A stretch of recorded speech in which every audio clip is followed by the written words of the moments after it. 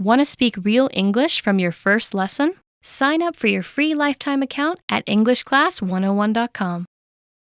Be funny. Be funny. Quick, Alicia, be funny. Oh, God. Hi, everybody. Welcome back to Ask Alisha, the weekly series where you ask me questions and I answer them. Maybe. First question comes from Sarah. Hi, Sarah. Sarah says, what's the difference between just and adjust? Just can be used to refer to an action that was very recently completed. I just finished my workout. We just ate dinner. We just turned the cameras on.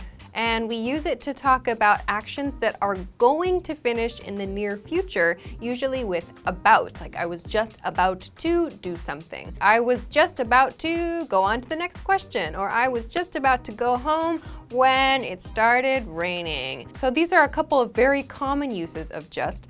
Adjust, however, is a verb. To adjust means to make a change to something, usually like a small change to something, like to fix something or to make it match something else. Some examples: he made me adjust my hair before I started talking, or I need to adjust my jacket before I go on stage. We just adjusted the cameras. Oh, I hope that helps you. Let's move on to your next question. Next question comes from Atsushi Mizuno. Hi, Atsushi. Atsushi says, I have two questions. Okay, first one, what is the difference between the something something and this something something? Second, how do I use it seems that and seems to? Okay, first one, the. So the something something versus this something something, it's kind of a big question. The is used to refer to something that you mentioned earlier in the conversation. So here are some examples. I saw a dog.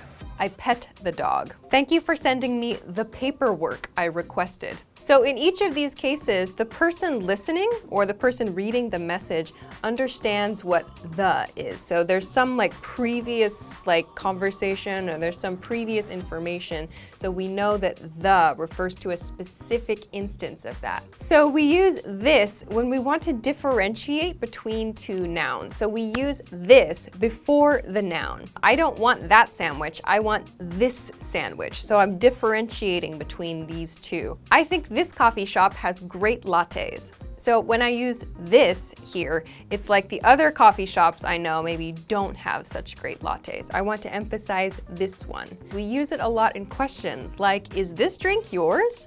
So meaning from all these other drinks here, is this one in particular, this specific drink, is this yours? So your second question was about the difference between seems that and seems to.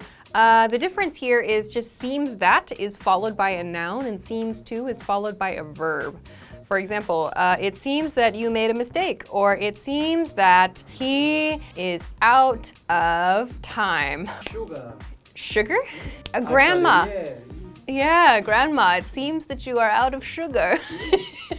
It's so like evil sounding, like it seems you're out of sugar, grandma. It seems that I have enough examples for this, so I'll move on to the next one. Seems to then is followed by a verb, like this seems to have been a mistake. He seems to like spicy food. She seems to have a lot of hobbies. So we follow seems to with a verb. Thanks very much for the question. Let's move on to your next question. Next question comes from Aya. Hi, Aya. Aya says, what's the difference between gorgeous, adorable, fabulous, and beautiful? Beautiful is like the most general word from this group. We can use beautiful to talk about people, to talk about nature, to talk about music. Adorable is cute. We use adorable to talk about things that are cute, meaning kind of childish. That can be a person, like a little kid is adorable. That's usually the tone of voice we use when we say it too. Oh, he's adorable, she's adorable. We also use it for like design, things that have like this kind of cute or childlike appearance as well. Like, oh, that's adorable. This room is adorable. I love this design. That's adorable. So gorgeous then, you can think of gorgeous as like a leveled up beautiful. We use gorgeous when we talk about people. We use gorgeous to talk about adults, and we use it to have like this kind of feeling of glamorous, or maybe it's kind of expensive, or it seems high quality. Something is gorgeous, like wow, that chandelier is gorgeous, or her dress is gorgeous, or wow, he's gorgeous, that model, for example. So we can also use it for nature, like oh my gosh, the sunset was gorgeous, or like that cake I ate for breakfast was gorgeous. I did not eat a cake for breakfast. Finally, fabulous is kind of a playful word. It means great in general. Something that's great can be like fabulous. And you might hear people say it with kind of a funny intonation, like that's fabulous. So kind of this silly, joking, playful intonation, like oh my gosh, your shirt is fabulous. This dinner was fabulous. Or oh my God, your new hairstyle is fabulous. So just kind of pay attention to the kinds of people who use the word fabulous that you see in the media, and maybe you can kind of get the idea of how and when you might use it. All right, so I hope that that helps you. Thanks very much for the question. Let's go on to your next question. Next question comes from Vishnu. Hi, Vishnu. Vishnu says, how to use these forms, have been, has been, and had been correctly. Okay, these questions refer to the present perfect tense. Have been and has been are present perfect tense grammar structures. So please check this video on the channel. I did a video about how to make and how to use the present perfect tense. There's also some information about present perfect progressive tense. Regarding your question about had been, when we use had been, that's past perfect tense. So we use that to talk about an action that was continuing in the past before another action in the past. So for example, I had been studying for 3 hours when the phone rang, or she had been sleeping for 6 hours when it started raining. Something that was like a continuing action that was in the past, often that was interrupted. So I'll try to make a whiteboard video about past perfect tense. I hope that that helps you. Thanks very much for the question. Okay, let's go to your next question. Next question comes from Arseny. Hi, Arseny. Arseny says, hi, Alisha, what's the difference between site, place, and area? Site is used in like construction projects. We use site to talk about the place where a new building is going to be made. Wear a hard hat on the construction site. Let's visit the site and make the plans. Place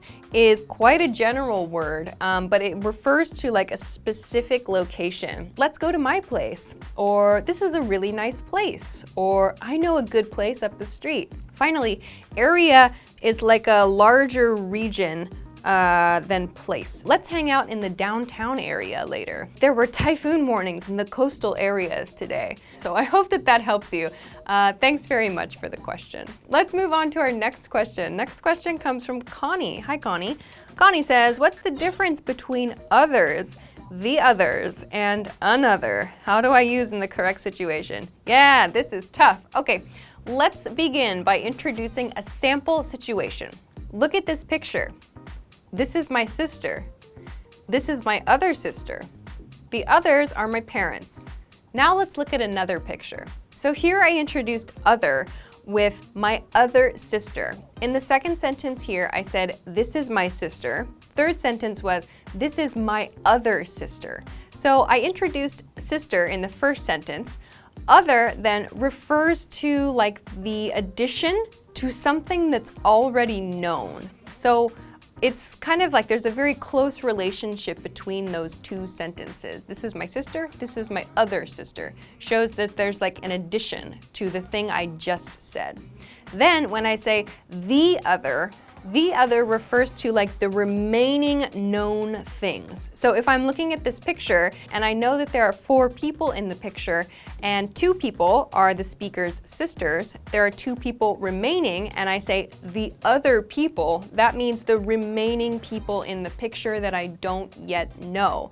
So the other people in the picture are my parents. Then I say, let's look at another picture. So another refers to an addition or something extra from outside the existing situation. So I hope that this can help you see the relationships between other, the other, and another. Okay, that's everything that I have for this week. Thank you, as always, for sending your questions. Remember, please send your questions to me at englishclass101.com/ask-Alisha. Of course, if you liked the video, please don't forget to give it a thumbs up, subscribe to our channel if you have not already, and check us out at englishclass101.com for some other things that can help you with your English studies. Thanks very much for watching this week's episode of Ask Alisha, and I will see you again soon. Bye-bye.